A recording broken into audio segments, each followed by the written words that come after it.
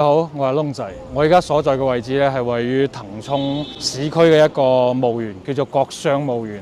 而家被整為一個博物館，全稱叫做滇西抗戰博物館。今日咧係8月2號，原本我係尋日8月1號想過嚟嘅，覺得建軍節咧過嚟參觀一個咁樣嘅建築咧係非常之有意義嘅。係問題，尋日星期一係屬於當地嘅星期日係閉館嘅。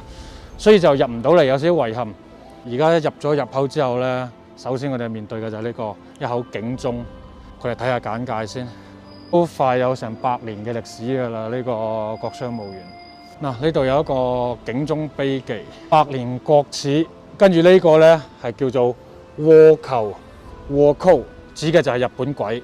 呢度係成個簡介，講當時呢個滇西戰場嘅一個歷史。滇西戰場咧就輕輕咁提一下一個歷史背景咧，就係當時二戰期間，日本鬼咧想通過緬甸嗰邊過嚟入侵我哋國家嘅西南地區，從而配合佢哋海岸線嘅封鎖，就進一步咁侵蝕我哋國家。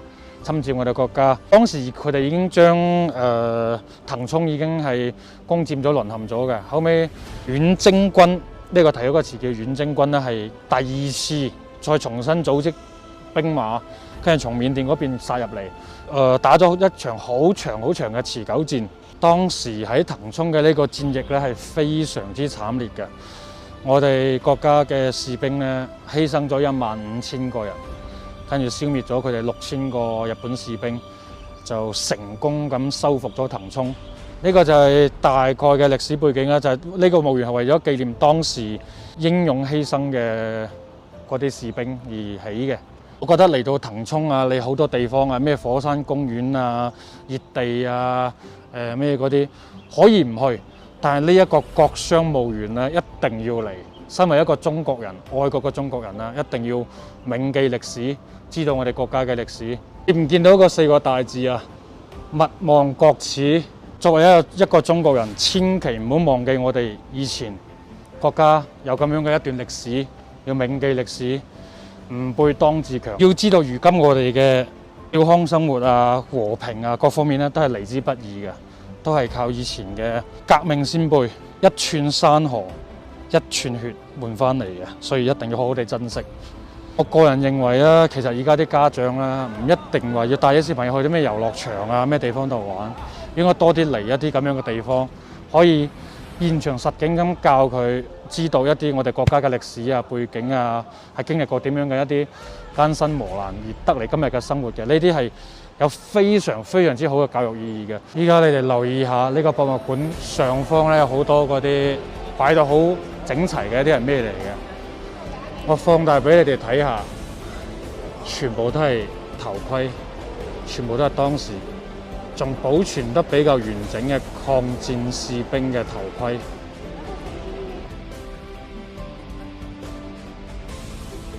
入邊咧係一個抗戰博物館，呢啲全部都係當時嘅物品，一啲手雷、子彈啊、水壺啊。呢啲係當時日軍嘅步槍，前邊嘅係刺刀，呢把係日本嘅軍刀啊，乜柒都齊晒㗎啦。你諗下當年我哋嘅革命烈士啲裝備幾咁簡單，衣衫襤褸咁樣，裝備又差，一對爛草鞋。你睇下佢哋嗰啲，要乜有乜。咁樣都俾我哋咁意志咁堅強、頑強競爭嘅戰士咧打低佢哋咧，佢哋真係好係無面。跟住而家再對比下當時我哋嘅啲國家士兵嗰啲咁嘅裝備，全部係咁樣，要幾咁簡陋得幾咁簡陋。睇到呢個話，好有感觸。地不分南北，人不分老幼，無論何人，皆有守土抗戰之責。皆應抱定犧牲一切之決心。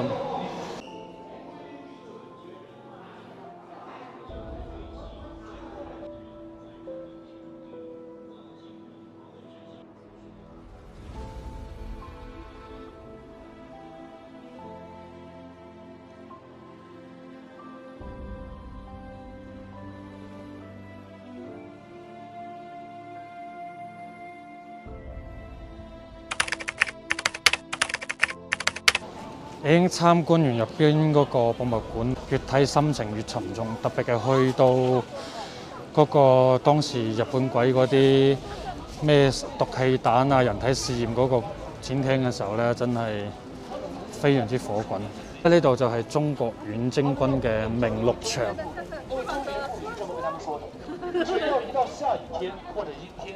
這個森林裏面呀，就會傳來槍鳴彈，這是為什麼？你睇下，無論落幾大雨都好，都阻擋唔到我哋群眾嘅好熱烈上嚟參觀呢度嘅一個心情。落雨並唔係問題，證明而家我哋國民咧係越嚟越愛國㗎，愛國嘅意識係非常之強烈。而家到咗整個墓園入邊，中國人最恨嘅地方啦，就係鍋冢呢度啦。呢度有一個雕像，痛打日寇，打得好，最後打到佢媽都唔認得。太多人嗰個鍋冢嗰度咧，我就唔行埋去啦。加上啲導遊嗰啲擴音器又大聲又嘈，嗰邊嗰個鍋冢咧就係當時一啲日本嘅戰犯咧。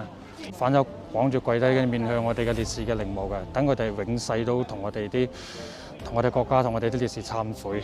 跟住我相信你哋咧，亦都喺抖音刷到嗰啲咁嘅視頻，就話呢度個鍋冢像面前咧係跪住有4個日本嘅像係反手跪住喺度懺悔嘅，但實質上咧係冇嗰個石像嘅，嗰個係網絡謠傳嚟嘅。因為我查咗好多資料，亦都打咗電話喺騰衝嘅旅遊局問過呢件事，確實係從呢個墓園建設到依家為止，一直都係冇嗰4個日本兵嘅嗰個石像跪喺度嘅，就唔好再網絡去謠傳嗰單嘢啦。